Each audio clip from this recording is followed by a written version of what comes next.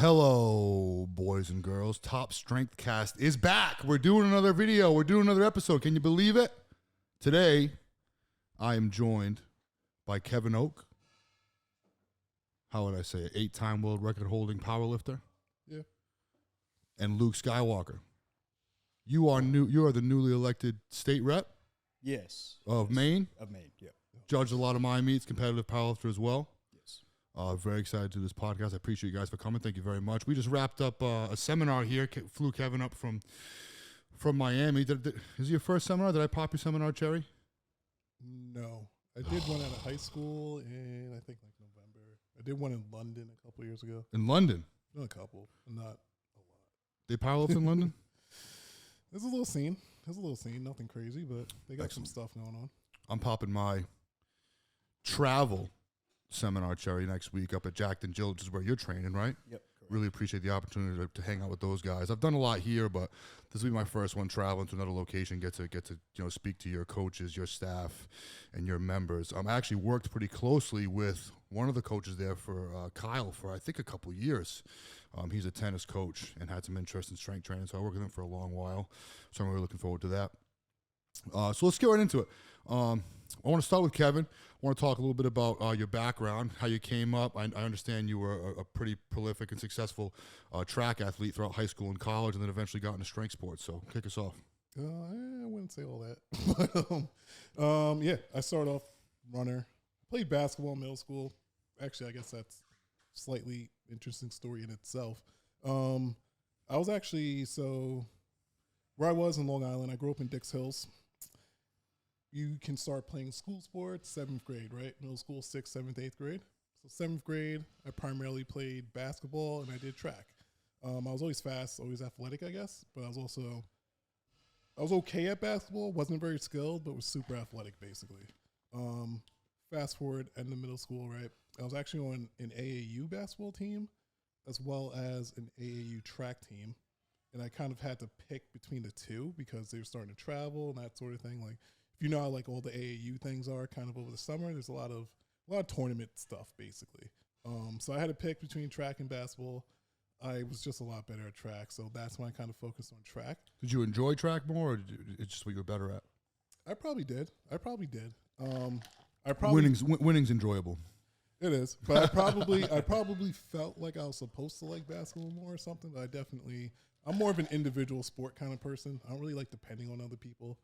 So, and I was great at track. I love running. I love sprinting. I love jumping. So it definitely suited what I liked more. And I just liked an individual sport.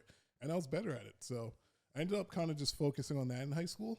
Kind of, went through the levels of track. Ended up being like an All-American sprinter in the 100 and 200. I was an okay triple jumper, but I was a better sprinter probably. So I ended up getting a scholarship to Villanova. Went there for 4 years on like a track scholarship, obviously. Ran all 4 years. Dealt with like a lot of nagging injuries, that sort of thing. So didn't really like get to that level I wanted to get to. But yeah, once I graduated, I literally, same day as graduation, I had my last track meet, and then that was it for track. So fast forward, went back to New York City, became a stockbroker for a couple years, and then I was kind of day trading. And the way I stayed active was basically by going to the gym and just kind of lifting weights.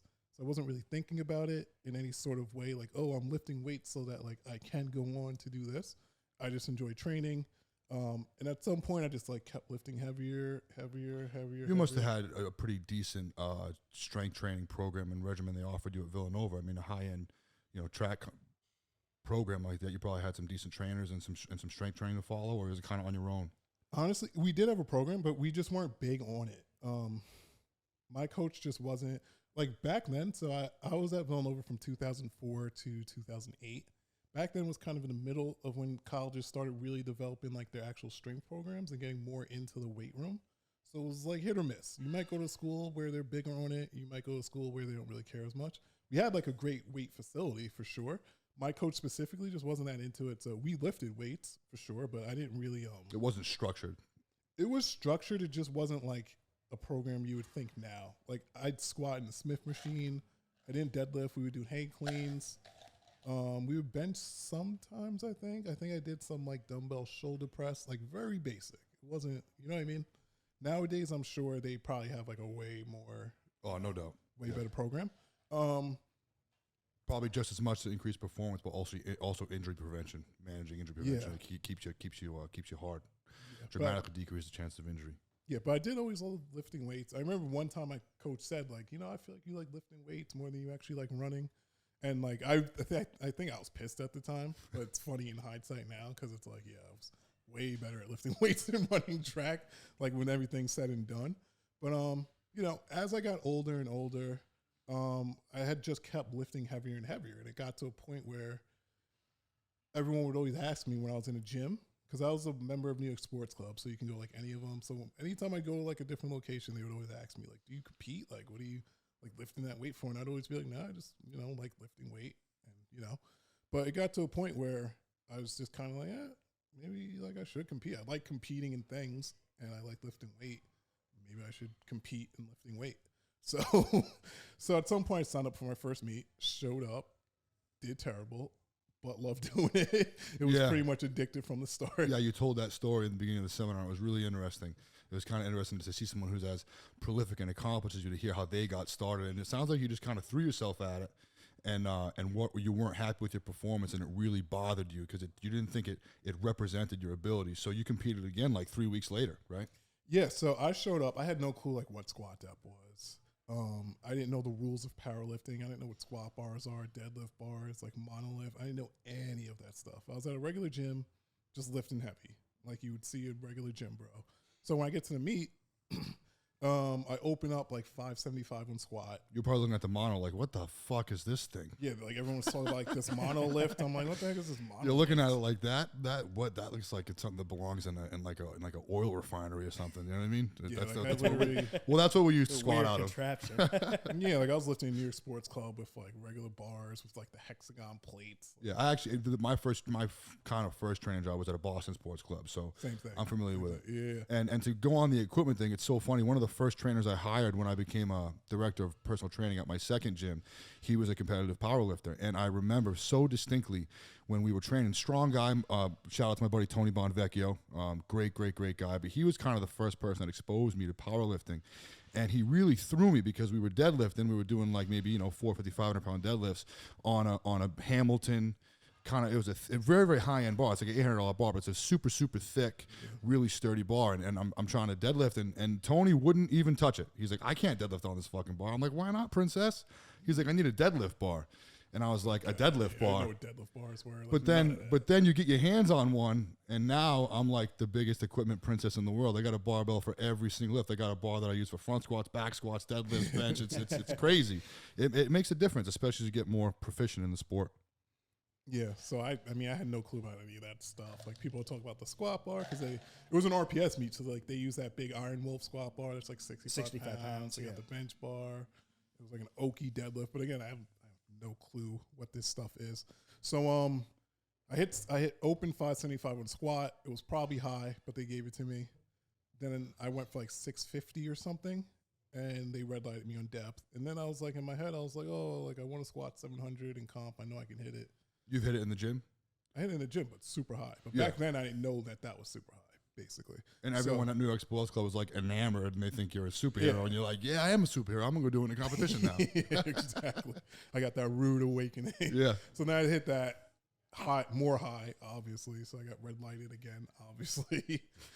Bench went well. I think I benched 450. Went 3 for 3.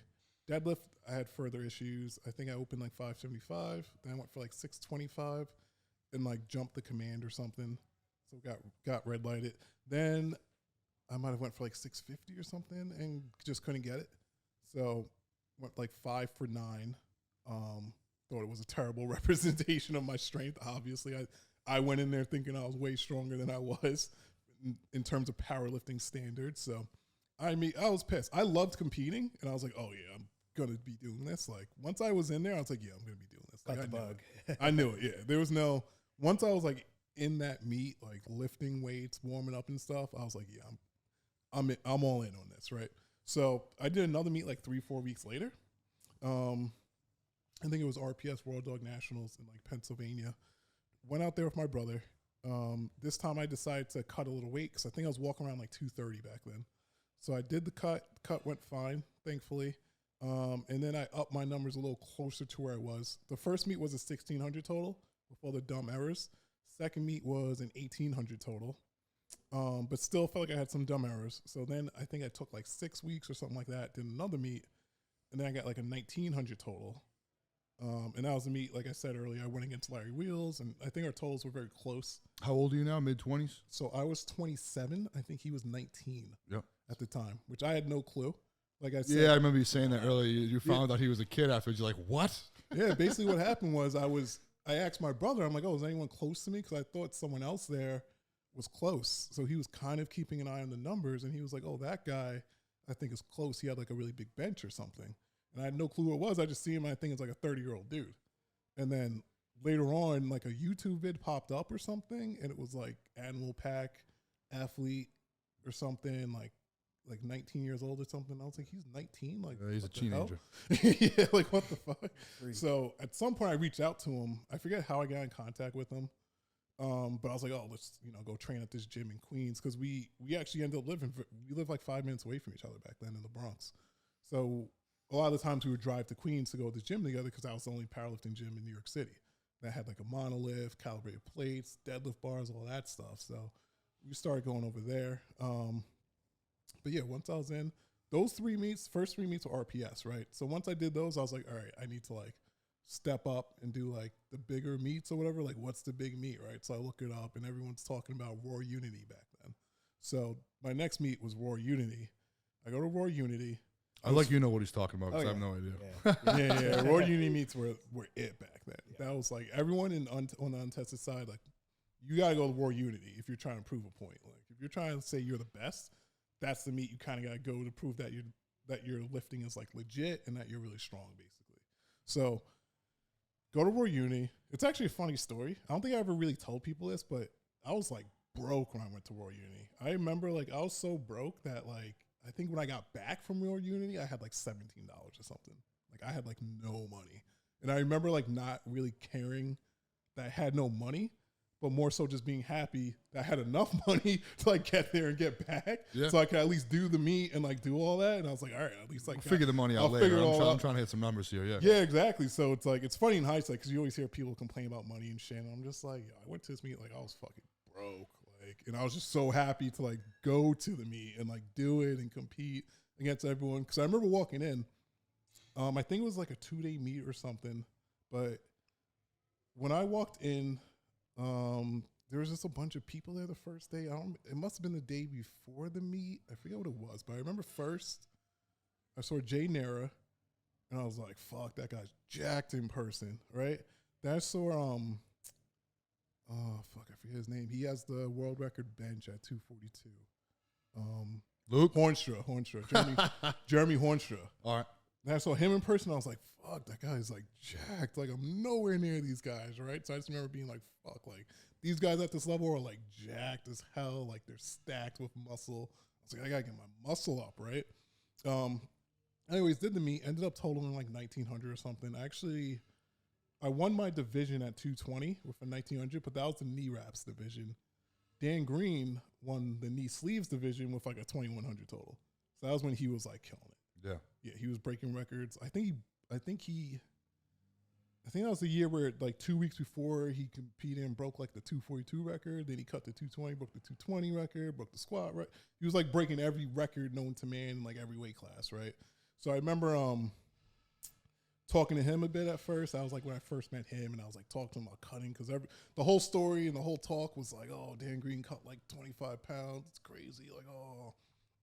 And everyone's like, people were talking about it in a way like, oh, like that's unfair. And my first thought is like, oh yeah, like that's how like we can do that? Like how do you do that, right? Like how can I do that, right? How can I weigh in at 220 but compete at 240? Yeah, that was my first thought. I'm like, oh, well, next year, like I'm coming in like ready for, you know what I mean? So talked to him a lot about weight cutting and like learn that stuff. And the next year when I came to Roar Uni, I think it was like 245, something like that. So learned all that, but great experience. That's kind of how I got into powerlifting. Fast forward, worked up the ranks, ended up breaking world records at 220, like the 220 total with knee wraps, 220 total without knee wraps, 242. You have a preference, wraps versus sleeves, or just whatever? Definitely sleeves. I haven't competed in wraps in years. Yeah. Yeah, I'm not a good knee wrap squatter. I don't really get much out of them compared to most people. And it's a lot easier for me to train in sleeves. It takes a lot less. It's less variables. You need 2-3 friends to help you out. It's a pain, yeah. But You a wrap guy? yeah, but I'm thinking about switching to sleeves just because it's just like that last meet we did here. Yeah. I mean, it was great, but just doing it by yourself and not having somebody. And those new Inzers, I mean, they're not quite wraps, but they have kind of a wrap pop feel out of them, especially when you first get them. When I first got them, I wasn't really crazy about it because I'm like, these feels like wrap. They feel like shit, but I stuck with them. And third, fourth, fifth session, they feel good. And I feel like you can get a little pop like you do out of a wrap out of them. The feeling is very similar. Yeah. And especially like that behind the knee feeling that they have. Yeah, I think it's yeah, just exactly. the material. It's but weird. It Like, feels I'm the still same. trying to decide if they threw me off because I did wear the Inzers at my last meet, but I squat less. So I'm like I'm like, do they really help? Like, You can get 'cause the that problem nice is they throw. make You get you that nice squat throw forward in the bottom, throw forward into the knees and pop back. I feel like I get a little bit of I pop don't out like of that them. because then it's harder for me to hit depth and it kind of messes with how I squat. So Yeah.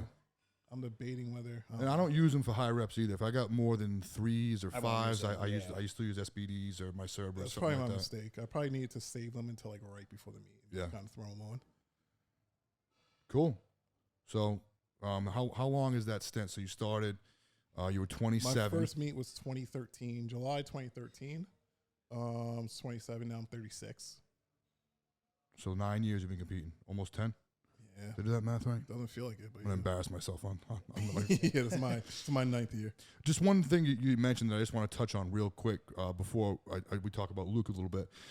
When you were speaking about that you liked weight training more than athletics, I'm curious if it's similar for you.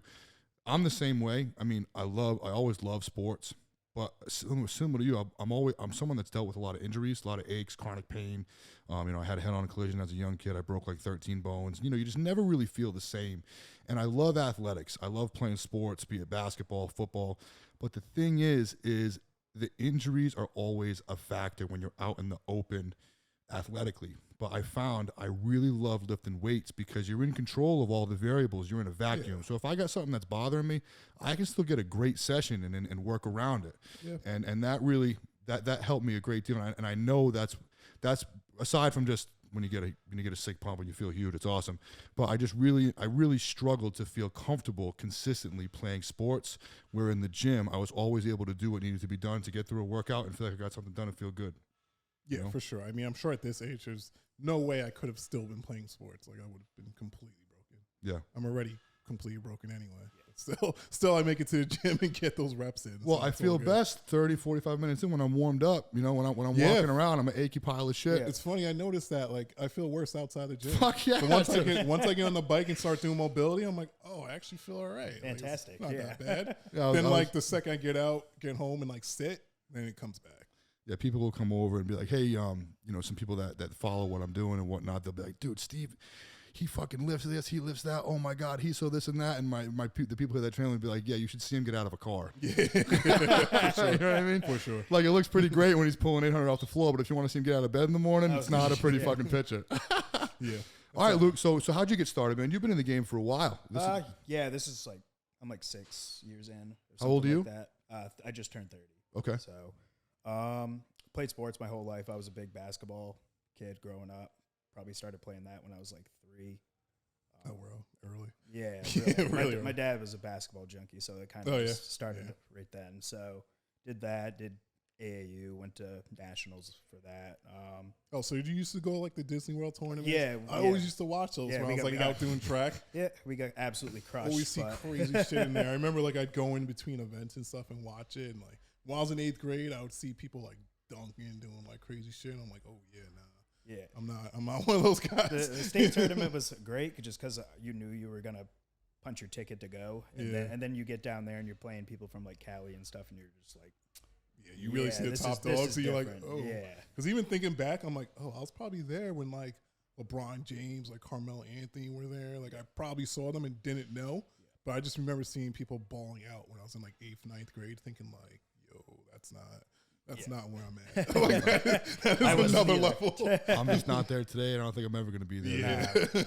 Guys Uh, are looking like NBA players when they're 13 Basically, years yeah, they already know what their future plans are and stuff. I'm Yeah. like, I'm just here. But basically, after graduated that, tried to walk on it to like the Division I team in my home state at UMaine. Decided it wasn't really worth paying to actually play a sport and not ride the bench and stuff.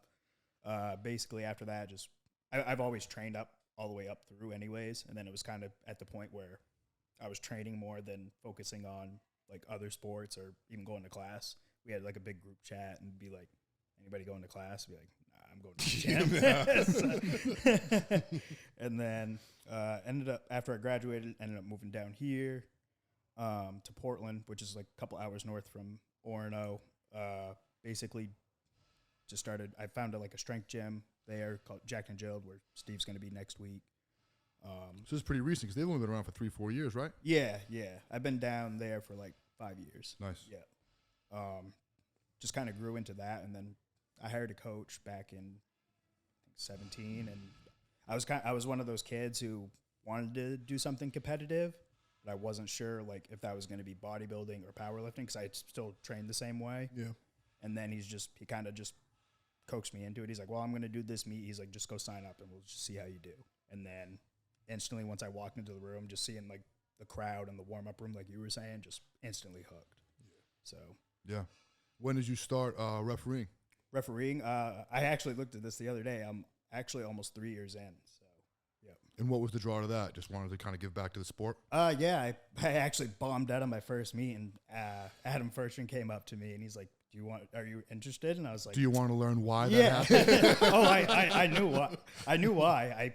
That was probably one of my rougher preps, because it was like I tore my lat 2 weeks out, still tried to deadlift, I couldn't pull, so I just kind of scratched it. But yeah, it was kind of, he approached me after that, and yeah, it's been great ever since. I just love the community and just everything that you can do for the sport and everything like that, and just bringing things and making the sport more exciting. Beautiful. Yeah, both very cool stories, you know. Where the three of us are all kind of, I mean, I don't know if there's like a scale, you know, how many injuries makes you an experienced injured Well, I haven't had human. actual surgery.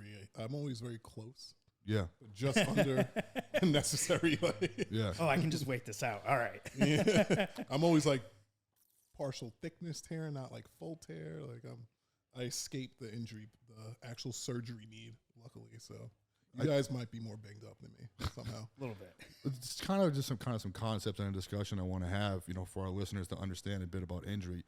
You know, being 30, I'm going to be 35 in August, and just kind of looking back over the years, I know the reason why. One of the biggest things that's held me back is just being stubborn. And as things start, you know, we just want to train. I just want to lift. I want to put more fucking pounds on the bar. I want to get bigger. And, you know, you become desensitized to aches and pains. It's like, whatever, man, it's just kind of part of the game. It's no big deal. Just whatever. Keep going. But as I'm getting older and I'm, you know, and being banged up, but also connecting with more resources and through experience and maybe, dare I say, becoming a bit more mature of an athlete or a lifter, and also doing this professionally, it's just kind of developing this understanding of there's no rush, long-term process, and realizing that, you know, kind of nipping things in the butt as they come. And also just getting really irritated with people that you see all the time just constantly using these injuries and these ailments as an excuse for not being able to train, when it's like, why don't you get that shit taken care of? And I get it, because you want to keep going, you want to keep training, but the thing is that shit just doesn't go away. And I think it's very important that when we start to feel aches and pains or get banged up or have an injury, you know, let that take precedence over your training for however long is necessary, so that it could be a 2-week or a 2-month issue rather than a 2-year or lifetime issue. Would you agree with that? It's hard. Absolutely. It's a very hard call to make. A lot of the times, the biggest issue is you don't realize how hurt you are. A lot of the times where I've had muscle tears, I just thought it was just like sore. And then I didn't take care of it. And then I got an MRI and found out, no, it's torn. No, you need like PRP in that. That's a tear. That's why it hurts every day. Yeah. So yeah. And there's plenty of resources out there. And also, when you're structuring your training and your workouts, just being conscious and taking the necessary time to do your drills and do your warm-ups and put yourself in a position to be able to have a successful and effective workout. I can't believe the amount of people I see that just walk in and go over to a squat rack and start squatting. Not only can I not do that, but even if I could, I just know that it wouldn't serve me. Right. You know, I'm leaving a lot out on the table when I don't have, you know, a certain list of T's to cross and I's to dot before I start climbing up to my top set. You know, it's super important. And the resources are out there. And it's really funny when I drop questions on my Instagram, the amount of questions I get from people about injuries. I'm like, listen, stop asking us meatheads on Instagram about injuries. Like, go see somebody, let them get their hands on you, let them give you an eval and put together a protocol. There's a lot of good practitioners out there that can give you the direction, that actually understand the synergistic relationship between physical therapy and strength and conditioning. So I think that's very important to just communicate to our listeners that, you know, these issues could be a 1 or 2 week thing rather than a 2 or 3 year thing or a career ending thing. But then you also have your freak injuries like you had recently when you were bench pressing, if you want to talk about that. Is it too soon? No, it's good. I'm kind of over it now that I can actually move it around a little bit. Yeah. I think this started back like over a year ago. I was like probably 2 months out or something like that from a meet, and I just kept complaining about like shoulder pain and not knowing, just kept pushing through, or I'd take a day off from like benching or like switch my grip to a talon grip just to give like my arm just some ease, stuff like that. Yeah, and then fast forward, like I did an RPS meet, felt great. It was probably the best I've ever felt. Got my highest total at that meet as well.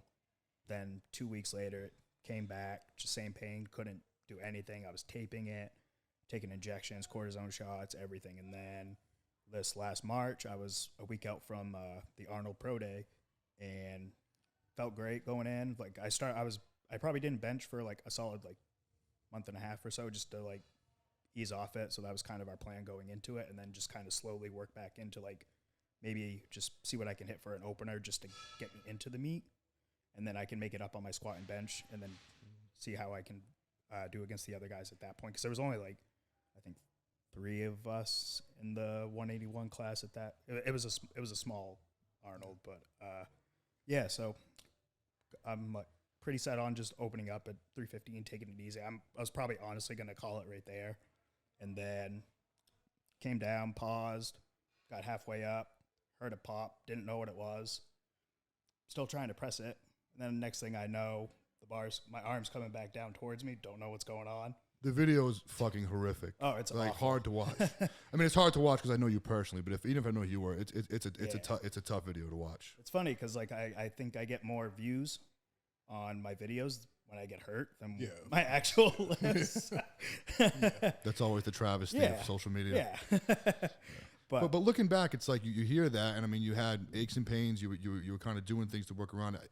You know, I don't think that was such a freak thing. I don't really think there was much more you could have done. I mean, you could have went and got imaging done on your humerus to see what kind of shape your bone was in. But I mean, that's looking back, I did have that done. Yeah, so it's like looking back, what could you have done differently to have prevented that?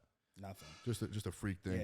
Yeah. And then I broke my ribs 2 months before that too. So. Yeah. So when it comes to injuries, and I'd like kind of your take on this, Kevin, too. It's like you don't stop. You know, a lot of people get hurt and they think it's over. You don't stop. You just redirect. So a lot of the listeners have heard me, you know, bitch and complain about my left elbow and tricep for the last 5 years. I never stopped. I just redirected. You know, I don't have my left arm now, right? So what can I do? And you sit down for a minute and you can still do a lot, you know, all the squat variations, boxes, step ups.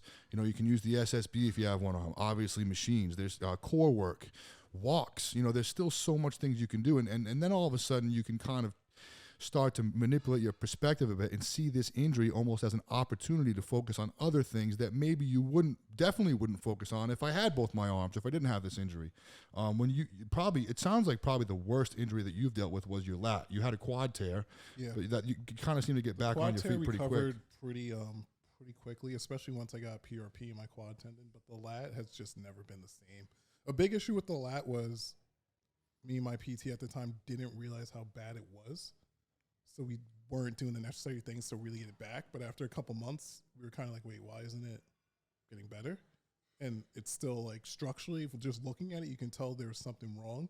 So by the time I got PRP in it, it was kind of like a little late, basically. But yeah, it's been the worst. More so because I'm just so uneven now.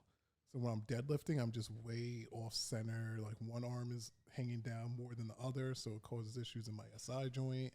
It's just causing a lot of imbalances. So when you're doing that, the problem is like every single rep you do on that exercise now, you're doing inefficiently and you're doing it in a way that is causing damage somewhere. You're not almost, you're essentially strengthening the compensation.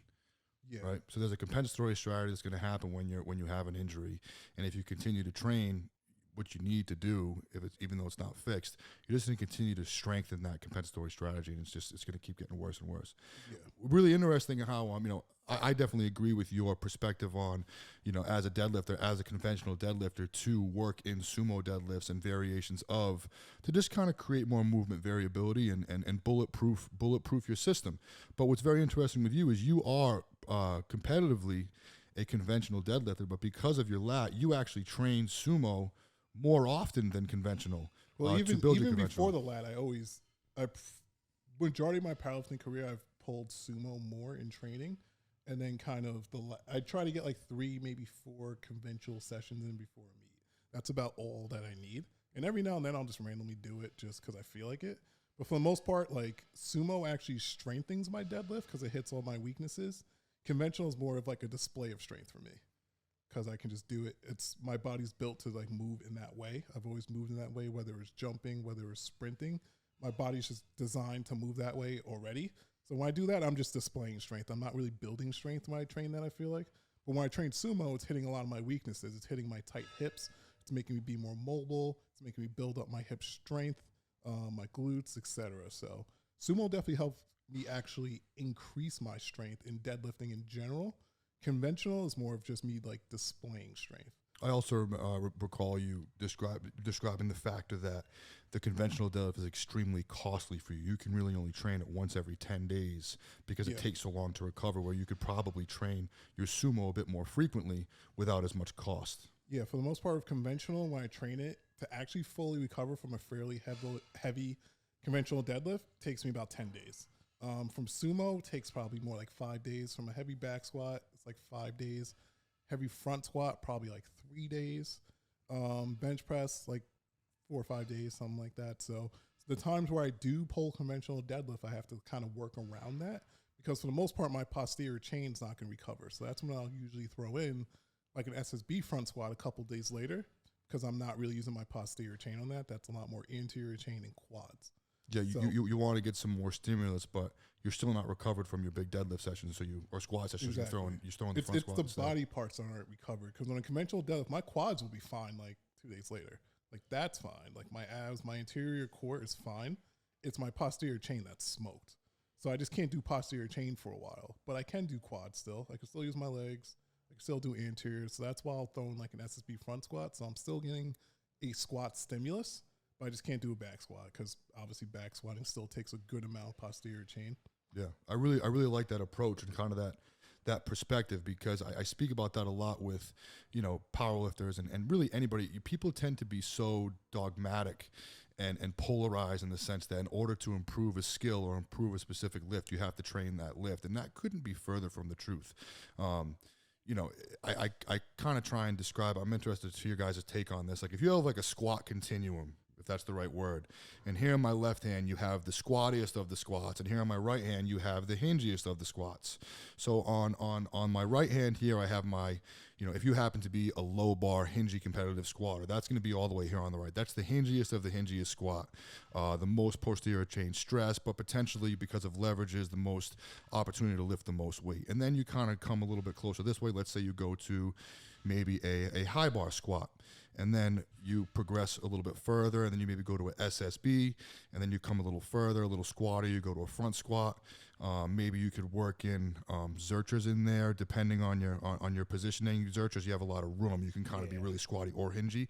And then all the way to the left, you would have like the squattiest elevator squat ever of like probably a goblet high heel elevated. Yeah. And the way that I describe it is, when you every squat as you go up the continuum and get more squatty and less hingy is going to improve the hingier version, right? If you just hammer low bar back squats all the time, you're going to hit a ceiling, and all of a sudden you start doing the stripper squat and you overload and you start developing overusage using compensatory strategies. And you don't need to do it that often. If you go to a high bar, an SSB, a front squat, or even a goblet, you're going to improve that competition low bar back squat. And it was really interesting to hear how little you're actually doing your competition deadlift and your competition squat. You tend to work in these less taxing, less costly variations, which has developed. I mean, it fucking works. Yeah, and You even squat 860 at 240 pounds. It's pretty good. You know what I mean? So there's something to it. and even if what you're saying, basically, with that, if you're someone who's already posterior chain dominant, and say like your best lift is like a conventional deadlift, then there's even less reason for you to be doing like a low bar squat all the time. Yeah. You're not gonna get much bang for your buck. You're just using your posterior chain. So if you actually want to increase your squat overall, you should be going further to the right side of what you were saying and trying to do like more front squats and more like elevator, kind of squats, more goblet squats, heels elevated, stuff like that. Because you now need to find a way to isolate your quads and build your leg strength. Yeah. If you're posterior chain dominant already, and then you're constantly doing low bar squats, it's like, how are you actually going to increase your quad strength? Every time you try to squat, you're just moving most of the emphasis of the squat to your posterior chain, and your legs aren't getting stronger. Yeah. You have to put yourself in a position where you can only use your legs. That's why you would do something like a front squat, because if you try to, switch it to your posterior chain on a front squat, you're going to drop the bar. Yeah, you're You're gonna trying dump to it. bend over and hinge, the bar is just going to get dumped. You're not going to get the lift. You're going to be forced into a position where you have to lift it correctly and use your legs to lift the weight to do the exercise. Yeah. Which will then carry over to the actual back squat. Absolutely. It's kind of having the idea and the perspective and approach to actually play to your weaknesses rather than play to your strengths, because playing to your weaknesses will improve your strengths in your strengths. One of the best lines I took away from Matt Wenning, he was one of the first guys I had up here for a seminar, and I spend some time with him every time I go out to Ohio, is a lot of guys and girls go to the gym to pat themselves on the back when they probably should be going to kick themselves in the balls. A lot of us get stuck in this mode and this gauge to want to do the things that we're good at because it makes us feel good. Like, yeah, I hit that big squat, that was great. But that's not going to get you much better. For every one exercise you do that you pat yourself on the back, you should probably do 2 or 3 that kick you in the balls. And that's not only going to make you stronger, but it's going to bulletproof the system, and it's going to dramatically decrease your chances of injury. And there's no secret. There's plenty of guys and girls out there that are genetically gifted and just do a lot of great things in a few years. But the strongest guys and girls in the world are the ones that have been doing it the longest. And the ones that have been doing it the longest successfully have been able to not necessarily stay injury-free, but be able to stay healthy enough to create an adaptation and build real, authentic strength. Do you guys agree with that? Yes. Absolutely. So this is great. So we talk about real, authentic strength. Now we can kind of criticize what's happening with powerlifting as a sport. If you guys don't mind, are you comfortable doing that? I sure fucking am. I agree. I don't care. I've been canceled before. It's like, I'll live. So I've only been doing this a short while. I've been competing for 5 years. But my background is, I originally started lifting weights because I hated the way I felt when I didn't lift, and I loved the way I felt when I did. And I just wanted to get you know what I mean? I felt like a big soggy bag of wet dicks walking around. That's what kept me in it. After I graduated college, I definitely went through periods where I wasn't lifting. Yep. I always felt worse. I always felt like not really fully myself, like just kind of lethargic, like no energy. Like you just feel kind of bland. Just off. Yeah, just off. But anytime I'd get back in the gym, like I get that energy back. I feel good. Like I feel like there's something I'm looking forward to in the day. And like, No doubt. Yeah, this is what I want to hit today. And for that 2 hours in the gym and maybe the hour or two afterwards, I just feel good. I feel full. I feel pumped up. And then when that goes away, I'm like, I got to get back in the gym. That's literally what kept me training for probably the first I started at 13, and I didn't start doing it for a job. I mean, I did it for sports, but I didn't really lift weights to get better at sports. I lifted weights because I wanted to lift weights, but I started training and actually doing it professionally in my early 20s. So easily the first 8, 9, 10 years, what kept me in the gym was just, I liked the way that I felt, and I wanted to build muscle and be strong. Not just in the gym, but strong outside of the gym. A more capable human, a more capable guy, and that was just always so important to me. And something that I've kind of noticed in the sport of powerlifting, where it's so specific, I see a lot of a lot of athletes, competitive athletes, doing everything they can to get the most out of leverages, decreasing range of motion, just to put more pounds on the bar as long as they're within the rules. But the thing is, whatever happened to building some fucking muscle, man? But I understand that that you can pull 700-800 pounds with a really wide stance sumo, but we all know the language that muscles respond to, the language that muscles speak, the stimulus that causes muscles to grow and adapt and get stronger is tension, maximal tension, direct tension in the muscle taken through the full range of motion. And that's kind of gone to the wayside when it comes to competitive powerlifting, where people are trying to shorten range of motion as much as possible, be as efficient as possible, and really trying to get as much out of leverages rather than focusing on building real authentic strength that will apply off of the platform. I mean, yeah, me personally, I've always wanted to look like I lift weights. I didn't, like, when I started competing, I didn't want to be just like a skinny kid that can just pull like 600 off the ground, you know what I mean?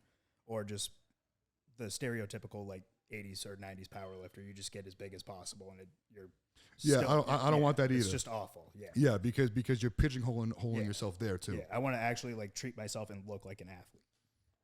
Because then it improves your abilities everywhere. Yeah. And also, I feel like from a biomechanical standpoint, when you are doing really wide stance deadlifts, the contortionist, really wide grip, high arch bench, the majority of the stress of the load is going to be placed on the ligaments, tendons, and joints, and not on the soft tissue of the muscle.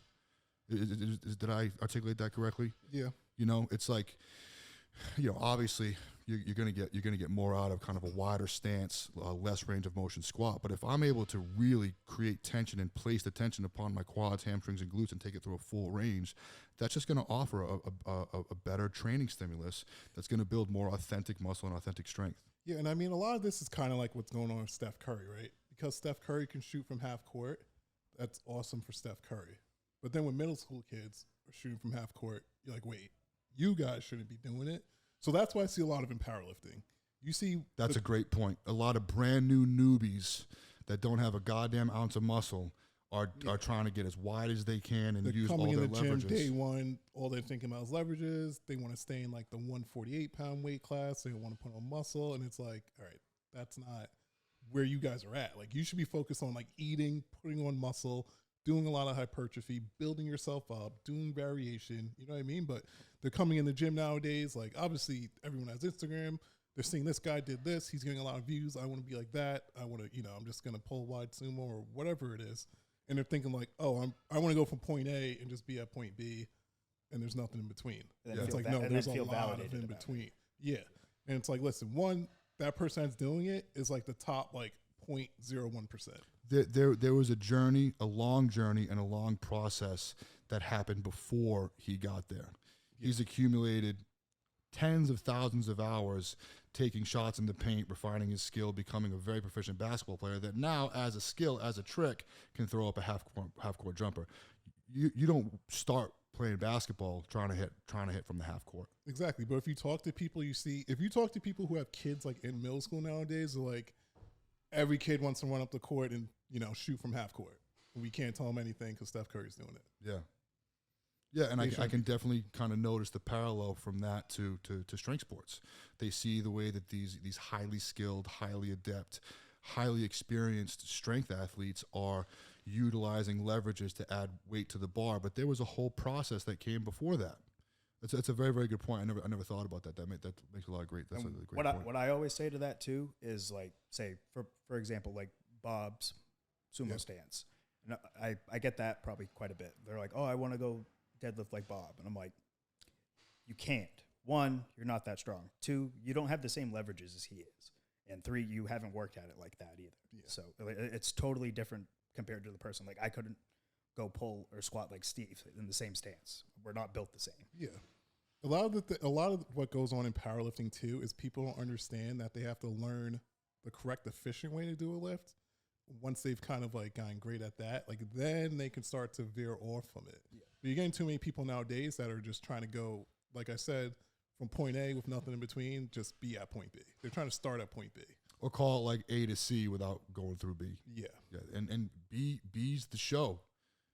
B's the price of admission. B's the ticket. You know, yeah, that's a very strong point. Yeah, and where do I want to go with that? You guys can edit this pause out, right? I mean, just in general, you get a lot of people in powerlifting now, and there's two ways to look at this, right? Obviously, we're talking about the guys that are pulling like 1,000 plus sumo or whatever, and they have a short range of motion or whatever. Now, obviously, if I could do that, I would. That's number one, because it's a sport. I want to move the most weight. I'm trying to win. Could I do it? Would I do it if I could? Obviously, yes. But does that mean like everyone should be trying to do it? Like, should that be like all the sport's about right now? Is like, oh, like I'm just trying to be that. If I can't be that, then nothing counts in the sport. Like, you know what I mean? That's kind of where my issue lies. It's not really with the individual that does it well. It's just with the people thinking like that's all that matters. Yeah. And that's all they should try to be doing.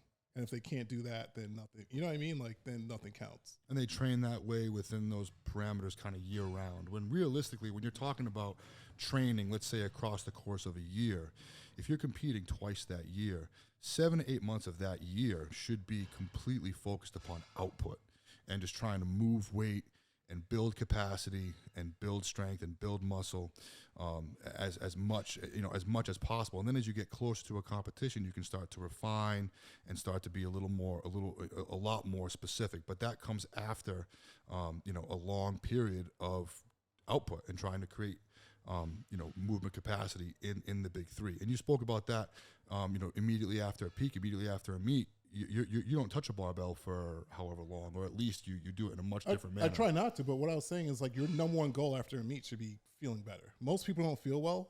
I shouldn't say feel well like as if they're sick, but in terms of like your joint health and just how your body feels, you're worn out. You just peaked physically and mentally. Like you need a break. Last thing you need to do is like get a barbell on your back immediately. You need to prioritize just feeling better. You need to start moving more, because by the time you get to a peak, you're at a point where all you're doing is like squat, bench, deadlift, like heavy. You need to get away from that. You need to move more. You need to do more lateral movements. If you want to do some jumping, some running, like anything, you just need to move more. You need to get your body feeling better. Like once you feel better, then you can say, all right, now I want to start to build strength again.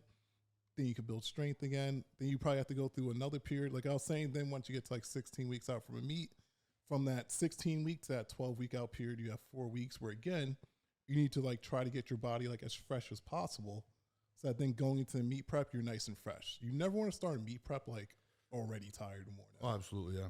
You have to resensitize your system, to the actual movements. If you finish a peak and you finish competing and you stay right back on, using the same patterns, training the same patterns, you're going to you're already at your ceiling. You have to start over and redirect for a bit in order to increase your ceiling, so that when you come back a few months later and start prepping again, you're starting with a fresh system. You feel better. You've addressed all these aches and pains, and then that's how you can make some more progress. And it can be frustrating because as you get stronger and stronger, like you said, you put 200 pounds in your total in 3 weeks when you started. Now we're just trying to add 30 or 40 pounds to our total. I'm like, can I just get 10 more pounds in this squat? I'd love that. That'd be cool. Can I get 5 pounds on this bench? It's funny looking back at my last probably 3 or 4 meets, my openers are like the same. Yeah. Sometimes they're even Pretty lower close, because I'll undershoot my openers a bit to try and leave some more gas in the tank for the top attempts.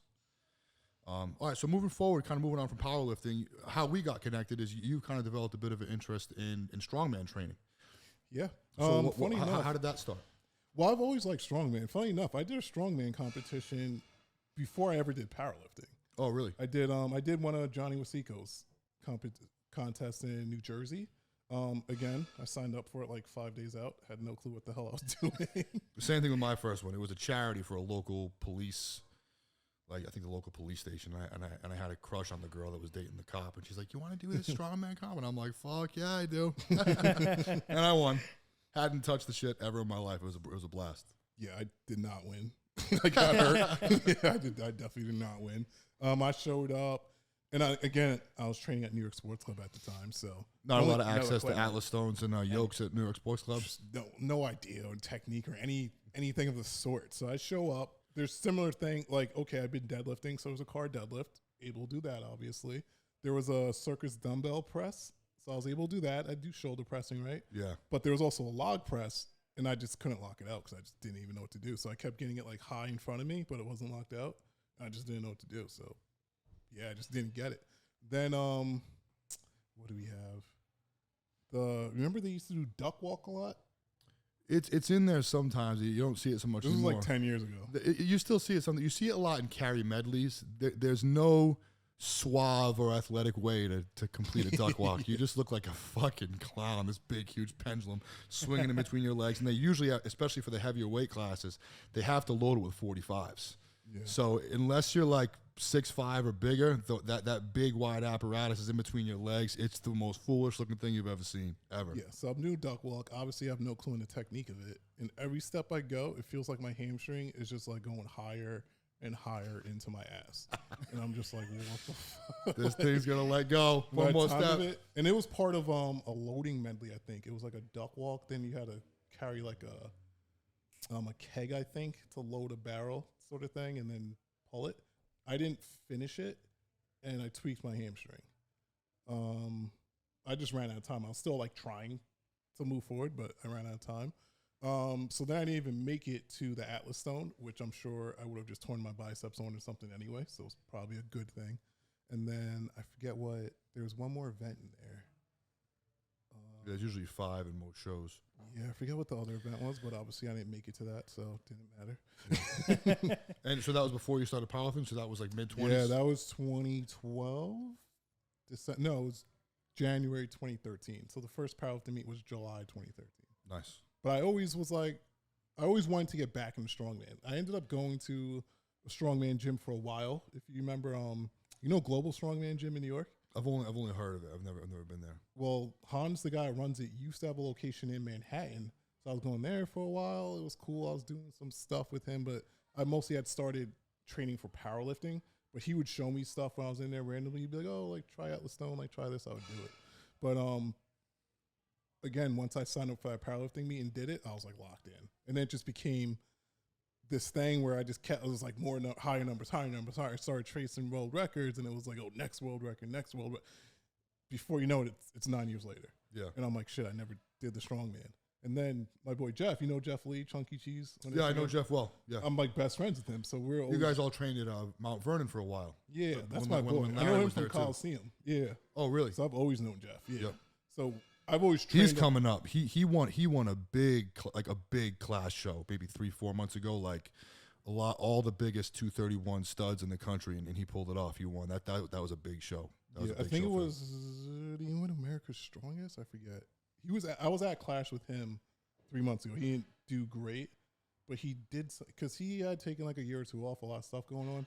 But when he came back, he did like America's Strongest Man or something. I forget. But he's weird strong. When I first met him, it was my first, not my first, but my first actual strongman competition. It was New York Strongest Man 2017, and the final event was Max Stone. She had 3 attempts to hit the Max Stone. Stone, yeah. And long arms, really strong posterior chain.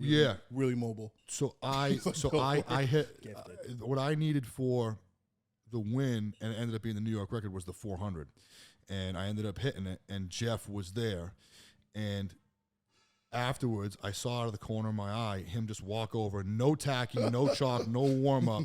And I saw him toss a stone, and I look, and it's rolling, and I'm like, that fucking stone does not say 420 pounds on it, does it? And it fucking did.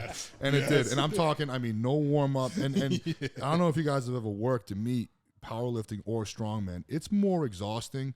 It's harder working a meet and helping out in a meet than actually competing in it. So I can tell you chances are pretty good. He was as stiff as could be, and he tossed the 420 stone. You want me to tell you how I met Jeff? You want to know how I met Jeff? Probably a similar story. Literally. So at Coliseum, where we all used to train, it was like, it was the only powerlifting gym back then. And they had some strongman stuff, I think. So that's where everyone was going, like Larry, Black Tom Cruise, him. I didn't know him yet. So, and it's the type of gym where people try to like act tough and shit. So Jeff was like an Asian dude with like glasses, looks kind of nerdy back then. Not very assuming until you start seeing him lift some weights. So they tried to punk him on deadlift because he was like, oh, can I work in or something? And these dudes try to like act tough with him. Like, oh, like the bar doesn't go down in weight around here or something. And it was at like 550 or something. And he just walked up, hook grip, and pulled it. And then like put more weight on it, pulled it, and They're okay with him then? I hope Yeah. so. We've been pretty cool since. Yeah. That's pretty much that's how you become friends when you're like a powerlifter. The initiation first. He's someone else that's always around, though. He's always around. If he's not competing, he's always helping out. Anytime I do a competition in the New York area, he's always there. Yeah, he's cool. always there. That's my guy. That's Yeah. my boy. What's he do for work? He is an athletic trainer at a private high school. Nice. Yeah. Yeah, that helps. That helps. Yeah. Great he way to keep he you loves healthy. that job. He's never leaving it. Yeah. So, as far as moving forward with Strongman, I understand you have an interest in a showdown in Alabama. Yes, Alabama's Strongest Man. It's in 6 weeks. I've been training for it. Right now I'm dealing with an annoying bicep tendon issue in both arms. So I haven't like pressed in 2 weeks, but maybe I'll try to press a little tomorrow. I really wanted to like rest them as much as possible so I have a good chance to be able to train like through the show now. But I'm looking forward to it. Finally, because I went to Clash with Jeff, and I was like, I should finally just fucking like do this. Like, shit looks Strongman. When you go Strongman shows, they're so fun in person. It's probably the most so exciting fun to thing watch in person. So, exciting. I don't want to say one's better than the other, but the thing is powerlifting can be kind of a little more high stress. There's a great deal of camaraderie. Everyone wants to see each other do well, but the level of camaraderie, Strongman is almost like a team sport without being on a team. Yeah. It's like when you go to those meets, when I hit that 400 stone, great example, it was really down to me and one other guy, this guy from Maine. I wish his name escapes me, but total stud, probably about an inch taller than me, maybe had 15, 20 pounds on me. Not the biggest legs, though. He was kind of bigger up top. I had the legs. But it was really kind of he and I back and forth. There was probably 11 or 12 people in our class, and he and I were going event for event. And it came down to the stone. Whoever won the stone was going to win the event. And I don't know this fucking guy. I met him 2 hours ago, and I'm competing against him. And I didn't have tacky or wraps, and he is from Maine and worked on a farm, so he had like the tape that you use to tape horses' hooves. Ooh. He's like, come over here, let me tape you up. So this is the dude. It's down to me and him. He tapes me up, chalks me up. He goes, go hit that stone. So without his help, without the one guy that I was really going against for the win, without his help, there's no way I would have hit that stone. It's just kind of the way that it is. And also in powerlifting, he would have tried to hide it. His coach would have come and tried to hide it. No doubt. If it was USAPL, like the referee would have come out and tried to hide the tape from you. And they would have said you're timed out. And it's not that powerlifting's boring per se, but it's squat for 3 hours, bench. Strongman's just more of a spectacle. Yeah. Powerlifting is more like of an introverted thing. Strongman is more of like an extroverted thing. It's more of a show. And you got guys going head to head. In powerlifting, it's just you by yourself on the platform by yourself. It's always squat, bench, deadlift. Strongman is always different stuff. Even if it's a deadlift, it could be a deadlift for reps. It could be a 1 rep max. It could be a deadlift from 18 inches. Like there's so many variations of everything. So and there's so much more that can happen in the context of competition. When I go into a powerlifting meet, I can look at the roster. this is another thing I want to talk about, but go ahead. Well, I can look at the roster on a powerlifting meet, and if I'm going, and I know Kevin Oakes there, I know he's got a 2,100 total. I'm 2,000, 2050. This guy's 18. Like, you pretty much know who's going first, second, third, fourth, and fifth. As so long as everyone hits their thing and no one gets hurt, whatever. You kind of know what's happening.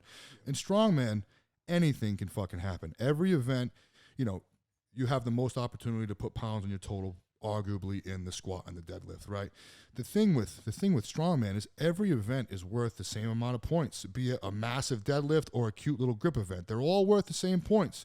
And, you got a lot of one-trick ponies that can win event 1 and 3, but bomb 2, 4, and 5. And you got this other guy that's kind of consistent all the way through, who arguably isn't the biggest, strongest, or fastest guy there. But if he can be consistent and he can perform and he can show up, he can take it. Anything can happen in Strongman. I really like that dynamic of the That's sport. one of the things I hate the most about powerlifting, and it's getting worse and worse.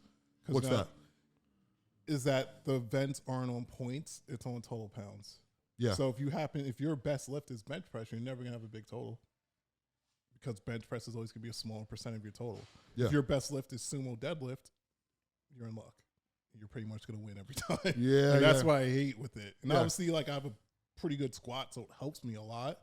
But it's just like, it takes frustrating away from it. It's frustrating when you see a 140-pound kid with a 700-pound pull, a 210-pound bench, and a 400-pound squat. But he's going to smoke everybody because he's got that huge leveragey pull. Yeah, for the most part, if you're a big deadlifter, that's where you get the most pounds. Yeah. If you're pulling a heavy deadlift, if you're a huge bench presser, like, you're not going to get many pounds off of that. So it's not going to help your total as much as if you had a big deadlift. So really powerlifting, especially lately, seems to a lot of the time it's like really the biggest total is just the biggest deadlift. Yeah. Because if you look at it, the tendency is like, all right, so this person has the biggest total.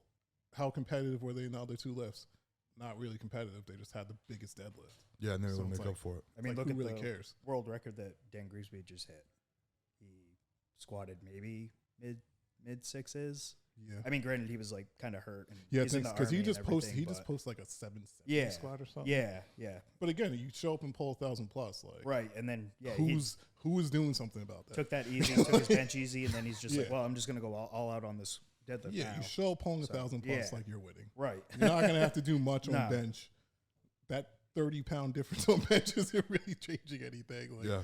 that 1,000, I think he pulled. What did he pull? Like 1,025 or something. Yeah. Yeah, Yep. you're not. That's done. It's over. There's also just the aspect of grit and balls and how bad you want it is just so much more a factor in strongman than powerlifting, in the sense that, let's say if it comes down to me and you, and I have a 880 pull, but you just went and I need 9 to win. If I pull 880, I'm probably not going to get 9. I mean, I can, but it's unlikely if I'm an 880 puller.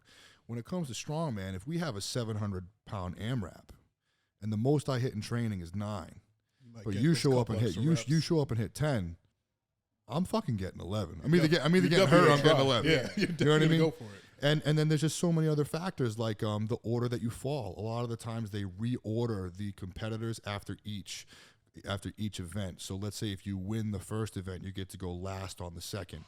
So if you win the overhead, now you get to go last on the second. And if it's an AMRAP squat, like for example, the show we have here is Ocean State, and I'm pretty sure Corey, because he's got a great crew that helps out with all the data and tracking and scoring, they reorder after every event. So if I'm able to win the overhead, which I'm not going to be able to do, but when I go into the AMRAP, the next event is an AMRAP squat. If I go last and the highest score is 5, It's got to be 5. I just got to do 6. But I'm going to lose the overhead, so I'm going to do the squat first. And you got So to you're go gonna have all to just out. go all out. So, I'm going to do like fucking 20.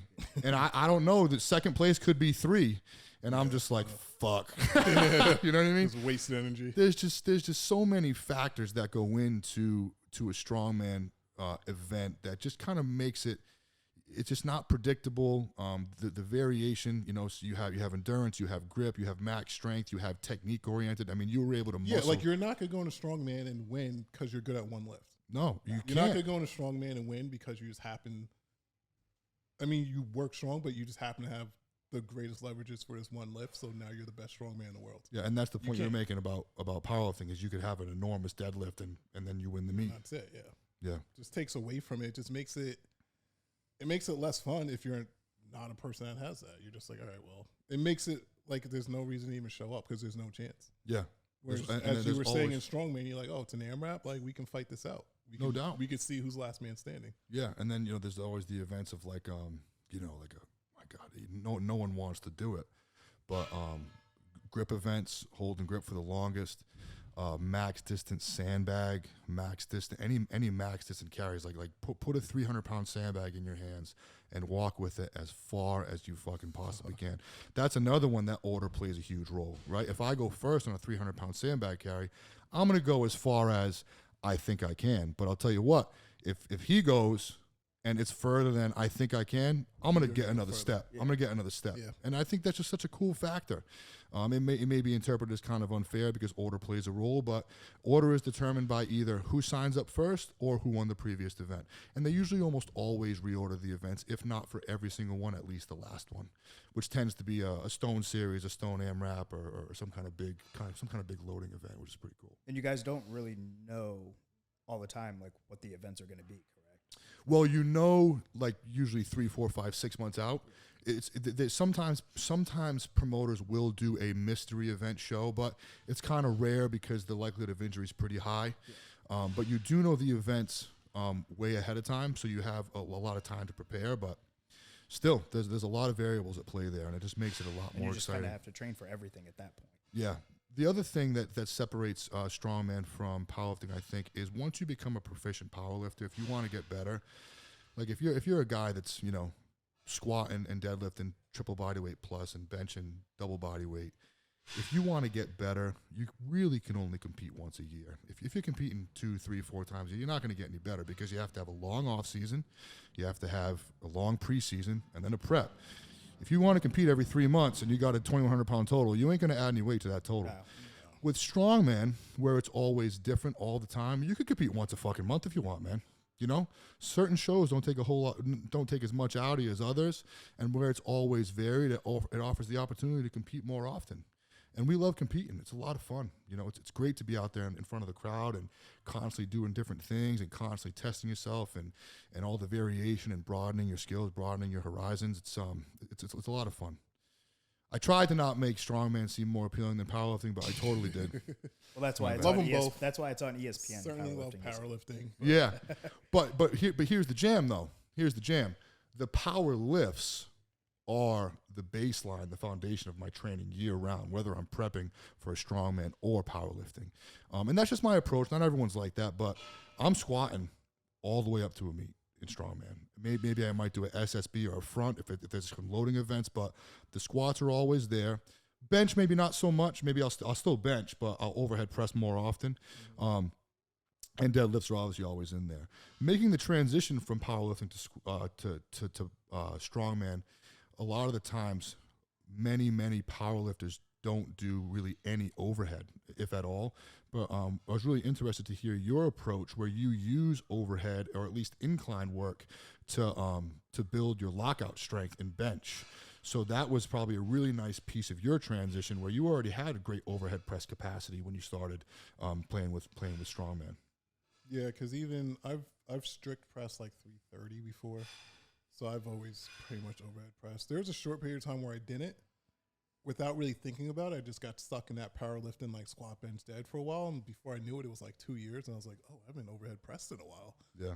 And I noticed my bench went down because of it, and I was like, oh, I gotta get that back in here. Like I love overhead pressing, honestly. Like, to me, that feels, of the lifts, like, I love squatting, obviously. Squatting, I think, is kind of like the hardest. I'm sure I'm biased, but No, I think it's pretty much understood that the squat is the lift. The squat makes everything better. If squat is just the one squat. where you just can't cheat range of motion. You have to break parallel. Yep. Bench, you could be like 500 pounds, so you're only coming this far, right? Deadlift, obviously, we've talked about how different range of motions. Squat, you gotta break parallel. Yeah. You could be shorter, so like your range is shorter, but you still at least have to get your knee more than likely past 90 degrees. Yeah, biomechanically, we're still achieving greater than 90 degrees of flexion and extension. Like you're still going through the full So pattern. it's rare you're gonna see like a smaller guy just have like this outrageous squat, because you've got to have the muscle to build it up, to back it up. Yeah. You know what I mean? You're not gonna see someone like their first year of lifting with like a huge squat, because you just have to build that muscle. Yeah, and the pattern, you know. The reason why I made that point about overhead is, you know, something that's great about this gym is that, you know, we have a large powerlifting community, a growing strongman community, bodybuilders in general pop. But what ended up happening this last year, probably 3 of easily the most proficient and skilled and accomplished powerlifters in this gym took an interest in strongman. And when they started pushing stuff overhead, dude, it was like they never touched the weight in their goddamn life. But they stuck with it, and they did really well. We all just came back from nationals, and this year was an odd object overhead, sandbag keg overhead. And you know, they worked at it for a long time, but they struggled a lot because, you know, there was very little, if any, overhead pressing in their training when it came to powerlifting. When you're overhead pressing to build your bench specifically, do you tend to use a wider bench grip with the barbell I tend overhead? to go closer. Yeah, I tend to go closer because I'm specifically trying to work triceps. nice. Yes, My issue is lockout, so I'm like, I'm trying to put myself in a position where I have to use my triceps a lot to do the exercise. yeah.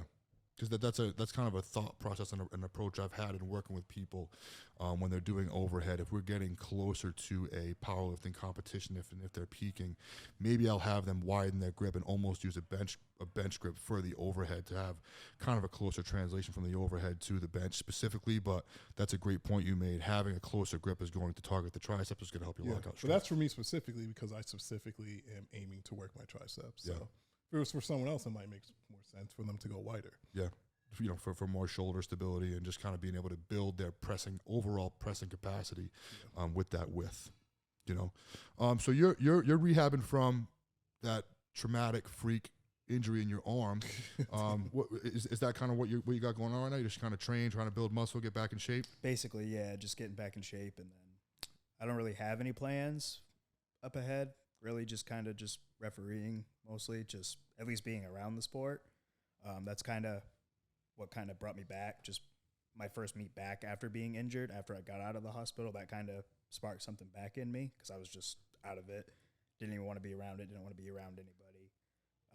Just because me personally, I'm just a super competitive person, and it's like watching people, and I'm like, I could be doing this. Oh, no doubt. And it just pisses me off. So And anytime I've gone to a competition that I was thinking about doing and I backed out, I show up and I'm like, fuck off. I should have done this shit. And it's like I should be winning too. Where would you say you are right now in your recovery as far as percentage wise with your arm and pressing? Not very high. Yeah. Yeah, I definitely have a long way to go. I was doing pretty well until about, I'd say, a month or so ago, because I was going to PT every day, and I was honestly progressing faster than the exercise and what the PT was giving me, and went in the gym, did an AMRAP of 225, super easy, got off the bench, felt something weird in my trap, something popped, went to the hospital, asked them what it was, and like, it's just scar tissue. I'm like, I don't think scar tissue is supposed to sound like that. Yeah. And then the next week, I was sumo deadlifting, just something easy, light. It was just like 465. It was my last rep. I was just setting it down. Something popped again. So now I'm just kind of waiting to get like an ultrasound just to see like what specifically that is. We think it might be something like in my back and actually not even my tricep. So we'll see what happens on Wednesday and then go from there. But I've been feeling great. So and like he just has me doing like light presses, and then this week is actually my first week back, like benching with the barbells, and it's all tempo work. So Yeah. he's just been having me do a bunch of shoulder stability stuff. That's a great approach that I've used after injury. You know, tempo being the great equalizer. You know, probably the most humbling means. So if I'm coming back from an injury, I'll purposely use tempo in certain lifts because it governs how much weight I can put on the bar. You know, and also when you're very conscious and using a time signature on your eccentric, you can be very, very conscious and feel everything that's creating that eccentric as you're loading all the tissue before. You know, the concentric stuff. I see some people in program and they use tempo on concentric. I've never done that. For me, eccentric is where the tempo can be applied, and then concentric's always going to be snappy. This is my and first powerful. time he's got me doing it for both. Yeah. So I'm not sure how that's going to feel. Even with me, pretty much everyone I've coached, I start them off with slow eccentric squats. Yeah. It's the easiest way to like rebuild your squat and to like get it to where you want it to be. And even with me year round, like majority of the time I squat, I'm not really squatting like full speed. Even when I am warming up to my big squats, I usually do pause squats in my warm ups up to like 500. Yeah, same. Just because I like to just go nice and slow, and it's a better way for me to make sure like I'm squatting exactly how I want to squat. So I'll get like a little quicker and quicker each set, but I usually do pause squats up into like the 500s. Yeah, you can't expect to do it fast if you can't do it slow. Yeah. You know, being able to get it slow and It's do it also just correctly. not necessary. Like I see, like using the speed element, using your stretch reflex, I feel like is just kind of like another variable in there that I can use when I want to. You can keep it in your back pocket. You know, you don't need it all the time. But Keep you it in don't the back need it pocket. to get the training stimulus. Yeah. You can get the same training stimulus without it, but it can work against you at times if you're squatting too fast. So I like to kind of take that variable out a lot of times, especially when I'm not close to a meet, and just go a little slower. If I go slower, I can do less reps with stuff at the same time under tension. Like there's a lot of benefits to just going a little slower in squats and doing pauses and doing slow eccentrics. And you have that stretch reflex kind of weapon, that bullet in your back pocket. You can pull it out as needed. It's not something that needs to so much be rehearsed. Yeah, like obviously you don't want to not use it and then just show up to a meet, but for the most part, like if you're 6 months out from a competition, you don't need to be squatting full speed. Well, I don't think it's going to serve you. I think it's going to serve you better to kind of, you know, focus upon the other pieces that make the squat successful, like, you know, feeling the muscles, being in proper pattern, kind of slow, steady, very methodical, very present, and then after a few months of doing that, when you then bring that back in, it's right there. It's not something that needs to be rehearsed, and you're going to get a nice boost on it. If you're using it all the time, I don't know. Think about it like smelling salts. If you're using smelling salts year round, they're going to lose. They're going to lose their effectiveness. You know. Yeah, but Save not even it. that. Even if you're someone like me who squats fairly quickly as well, it does a lot of damage to your quad tendons. So even with that, just trying to save my quad tendons a little bit, because I've had quad tendonitis a lot in the past. Just doing slow eccentrics, it's a little less overall stress on my tendons, like things like that. So even on bench press, and my bench press warm ups a lot, I tend to just do like a slower eccentric, do a lot of Spoto presses in my warm ups just to go a little slower. Yeah, deadlifts I can't say the same. I just suck at deadlift. I don't think you suck at those. I think you just have a world class squat, so it's a little more than your impressive deadlift. So it's all right. But I can tell you, to play to that point you just made, one of my favorite squat variations that I've been using in the last year when my knee pain and back pain kind of got really bad was tempo back offs with reverse bands. So let's say if normally I was doing, let's say I have a top set of 5, and my back offs are at 500, they would be at 500. I'd do like a double red reverse band and add a 5-second eccentric and a full 1-second pause in the bottom, because it kind of deloads me a little bit. And rather than, subconsciously when you're dealing with pain, you're going to go away from it. You're going to manipulate your pattern and be a little more hingy and squat away from the knee. But if I have that reverse band, it's taking resistance off the bar as I go down. And what's so great about that is I'm more comfortable to actually sit into the discomfort. And then when I sit in the bottom, I sit there and I pause for a bit. And I think there's actually some research that, some research to substantiate that, using isometrics can help strengthen ligaments, tendons, and connective tissue. So being able to sit in the bottom with, I would say double red at my height probably takes 120 pounds off in the bottom. So if I have 550 up top and I squat down to the bottom, it's more like 410, 430, which is comfortable. I can sit right into my knees, let them travel right over my toes, nice and symmetrical, and just sit right down in there for a second after a nice slow 5-second eccentric, and then come up. And I can, and you can also sneak in some extra volume because it's less costly, and that's definitely played a large role in improving my knee pain and ankle pain and then hip pain with training, just using tempo. So it's a great tool. From you, I actually kind of feeling that. Yeah, I might do those next week. No, I'm telling you, yeah. So squatting in the power rack. Let's say if you have a top set of 5 and your back offs. If I have, let's say if I'm training 5s, if I have a top set of 5 and my back offs are 5s, you take 10% off. So if I have a top set of 5 at 80, my back offs will be at like 70. Normal squats. But if I add double reds, I can add that tempo, 5-second eccentric, 1-second pause with the same resistance I'd use without them. And it's money. It's just right. It's just right. It really helps me. It's helped me out a great deal. That for squats, and then for bench press, one of my favorite accessories that's helped a great deal with shoulder pain and elbow pain in the bottom is those pin presses. Yeah. Just kind of coming down nice and slow. And also you can manipulate the pins.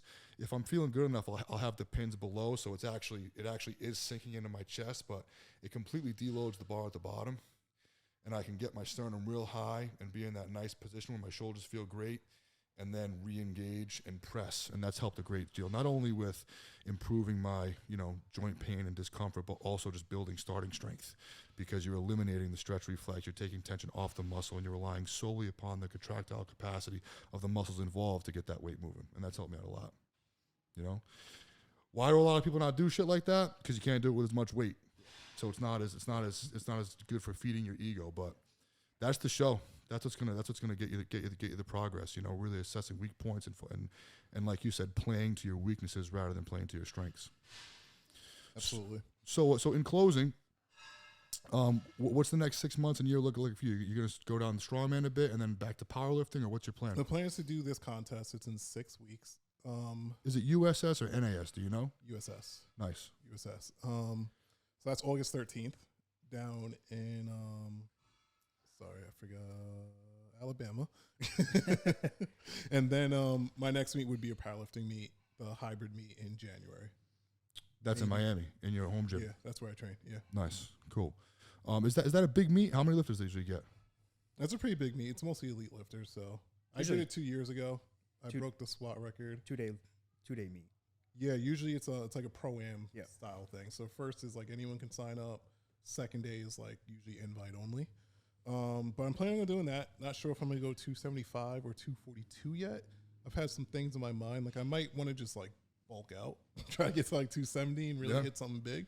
But I've also just been thinking like overall in terms of like where I'm at and like my competitive journey. I'm just like starting to think about like sub masters records and masters records and like, oh, like, you know, maybe it actually is kind of cool that like I'm 36 and like still hitting some heavy stuff because I'm not really seeing anyone else. Because like Herbie, obviously he's like 38 maybe, and we're in the same weight class. But I'm like, oh, like besides us, there's not actually really, because I don't feel old.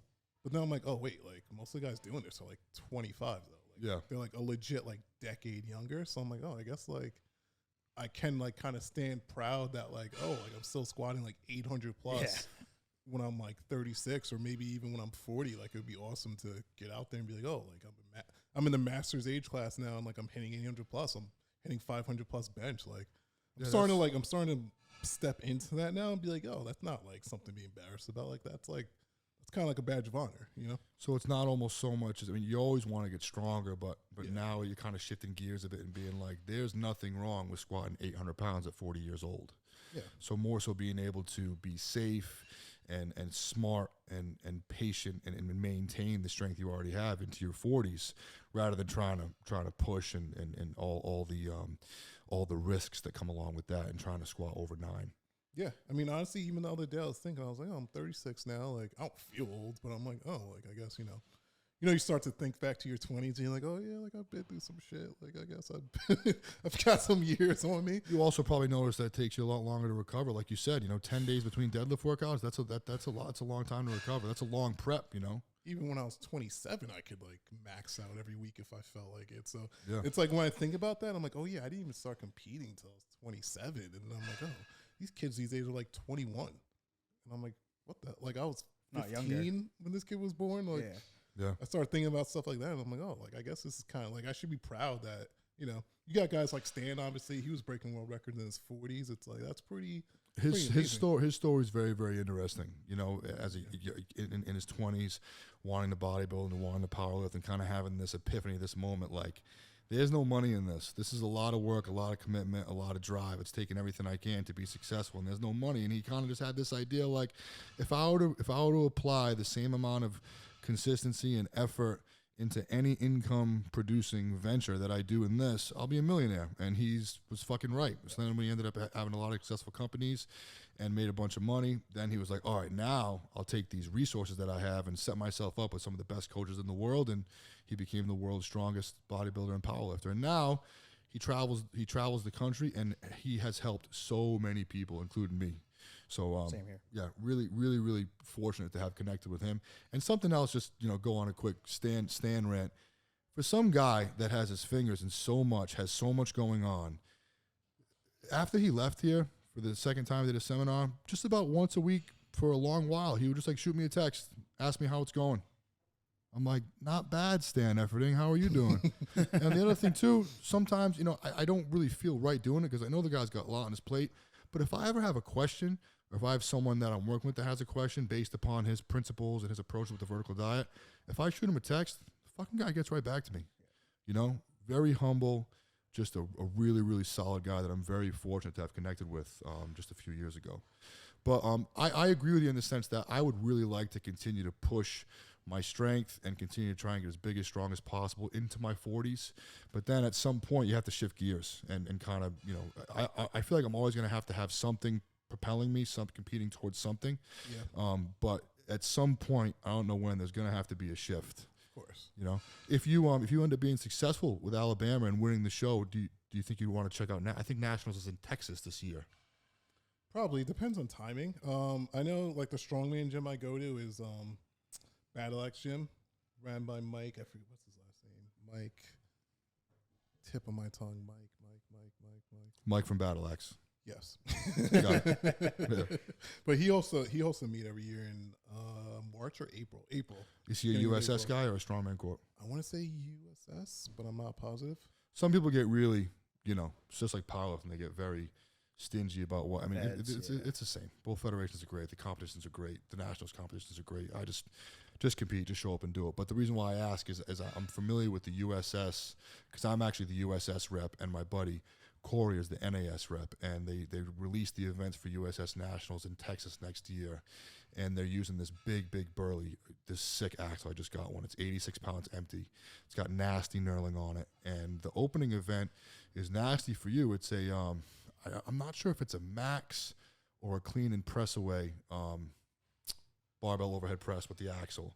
Then it's a 650 axle deadlift for reps from the floor, which I don't know if you ever deadlifted on an axle. You feel every fucking ounce of that that's bar. like worst deadlift variation for me. Yeah, it's for everybody. You feel every pound, and you feel them all in like your teeth. Yeah. And then I think there's like a drag event, maybe a sandbag loading event. I think a sandbag load and drag.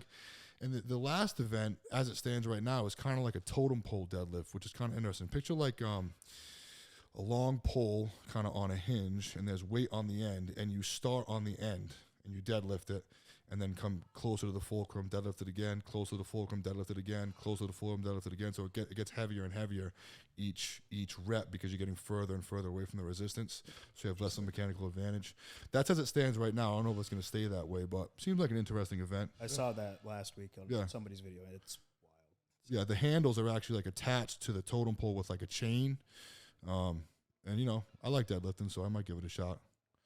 I think the axle weight is like 650 AMRAP, something like that. And it's nasty because it's on an axle, but that could be a really fun event. And give me any excuse to go to Texas. It's a great state. I've traveled there a couple times these last couple of years, and I had the time of my life both times. It's great out there. Yeah, a lot of guys moving to Texas right now, specifically like Houston. Yeah. Houston's getting big for powerlifting. The powerlifting mecca of the United States now. It's turning into it. Yeah, competitive as well, just overall. All right, well, thank you guys so much for joining me today on this episode. Thank you again for the for the seminar. No worries, awesome. I've already gotten a bunch of messages and people that were really grateful and had a great experience. They got a lot out of it. It was nice. We had probably 10 or 11 people, so we were able to get a lot of hands-on help. We got a lot of work on the gym, worked on squats, worked on bench, worked on deadlifts, and had a lot of great conversations. So I think it went exceptionally well, and I appreciate taking the time to fly up. No problem. It was awesome. Thank you for having me. And thanks for joining us, Luke. I appreciate it, man. Yeah, thanks for having me. It was great meeting me and you too, Kevin. I learned a lot today. You too. All right, so that is it for episode 5 of the Top Strength Cast. Thank you guys very much for listening, and we'll catch you on the next one. Stay tuned. Thanks.